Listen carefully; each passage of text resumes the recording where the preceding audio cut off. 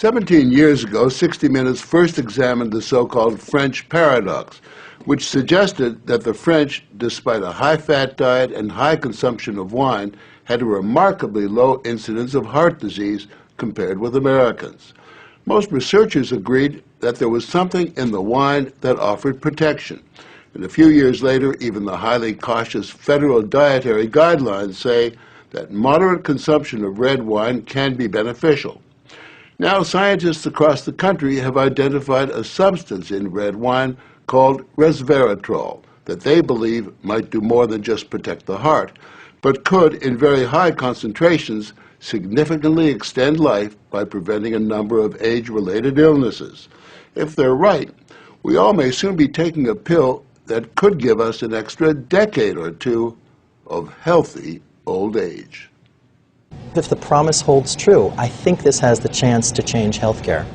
Dr. Christoph Westphal says we all may soon be taking a drug that just might beat the clock, a simple pill that could delay the inevitable. Our goal is to prevent and forestall many of the diseases that strike us as we reach 50, 60, and 70, all with one pill. What you're suggesting is there's some kind of rejuvenation drug that turns a 70-year-old into a 35-year-old. That might be pretty hard to do, but I think if we're on a train heading one direction, we can slow down that train. I think we can slow down these genes that control the aging process. That quest to put death on hold began in 2003 when Westphal met David Sinclair, a biochemist at Harvard, who was studying the genetic components of aging. 5 years ago, I met David, and he had shown that you could extend lifespan in yeast. That's pretty exciting. Now, if you happen to be a yeast, it's very exciting. Yeasts are one thing, human beings are more complicated. So Sinclair focused on a gene present in almost all life forms, the sirtuin gene.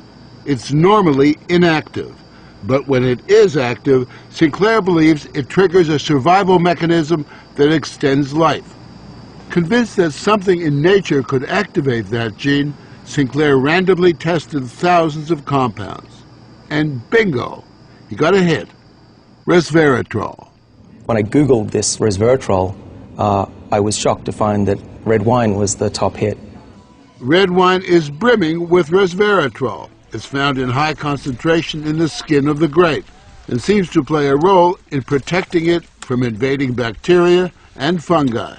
Were you aware of the research into red wine that it offered certain health benefits? Oh, sure. I mean, that's why I almost fell off my chair when the link was made, and I thought that this was a potential explanation for the benefits of red wine. Convinced they were on the verge of a major scientific breakthrough, Sinclair and Westphal launched Certris, a Cambridge, Massachusetts research company.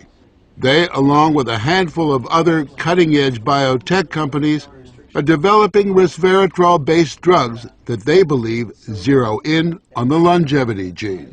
The important news here is not that we found something in red wine. The important thing is that we passed a milestone where we can now make drugs based on this knowledge and potentially slow down aging itself. Everyone from plastic surgeons to your friendly snake oil salesman have been promising a ticket to eternal youth for some time. So the prospect of a prescription pill based on red wine that could trigger a longevity gene sounds too good to be true.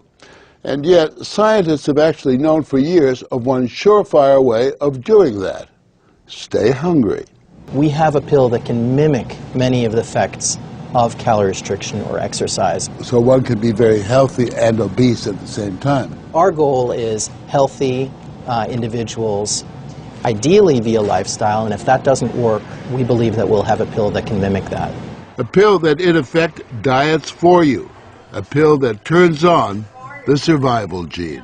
And what we're trying to do with our drugs here is to put the body in a defensive state, to ring the alarm bells and get the body to defend itself instead of dieting to set the alarm off, pop a pill. The pill is a highly concentrated form of resveratrol, a virtual vineyard of healthy living. How much red wine would you have to drink to get the kind of resveratrol that you're using? The sad news is that you'd need to drink about 1,000 bottles a day of red wine, which I don't recommend. The pill itself may not extend lifespan, but could prevent the diseases of aging. Alzheimer's, diabetes, heart disease, even cancer. What we're talking about is activating the body's natural genetic defenses against diseases, and that's very powerful if we can harness that. Resveratrol has been tested on mice, and the results have been encouraging. In this test video provided by Sertris, both of the mice have been fed a high-fat diet for 12 weeks. But when placed on a treadmill, the mouse on the right ran twice as far. He was taking high concentrations of resveratrol. You have fat mice, and you have fat mice with resveratrol, and the ones that are on resveratrol, they can run twice as far, and they live longer, about 20% longer. Other studies showed that among mice fed a high-fat diet, those given resveratrol didn't gain as much weight as those not given the drug. Sinclair believes that resveratrol actually changes the physiology of the mice. The proof, he says, is in the post-mortem. Their organs looked pristine, youthful, fat-free, and their physiology was just like they were dieting, but they were fat. Convinced they were on the right path, they fast-tracked the drug into human trials on people with untreated diabetes, and the results were impressive. It significantly lowered glucose and insulin levels without the patients changing their diet or taking any other drugs. Originally, our hope was that you'd be able to prevent diseases of aging. What we ended up seeing is actually you could therapeutically intervene in patients who have diseases of aging, and that was unexpected. Yeah, the diabetic patients have high blood sugar, and the molecules bring it down. That's treatment, that's not prevention. Sertris is now developing what they say is a much more potent synthetic version of resveratrol that will also soon go into human trials, this time on cancer patients. I keep on thinking, you know, what used to seem like it was science fiction, I actually believe the biology is right, and if we're right, this may be the most important thing that we're going to do in our lives. Possibly, but it is important to remember that 9 out of 10 drugs that look good in mice ultimately fail in human trials. Still, the speed and results generated by Sertris and the resveratrol drugs are unusual, and Sinclair believes these drugs will not only keep people living longer, but will keep them healthy longer.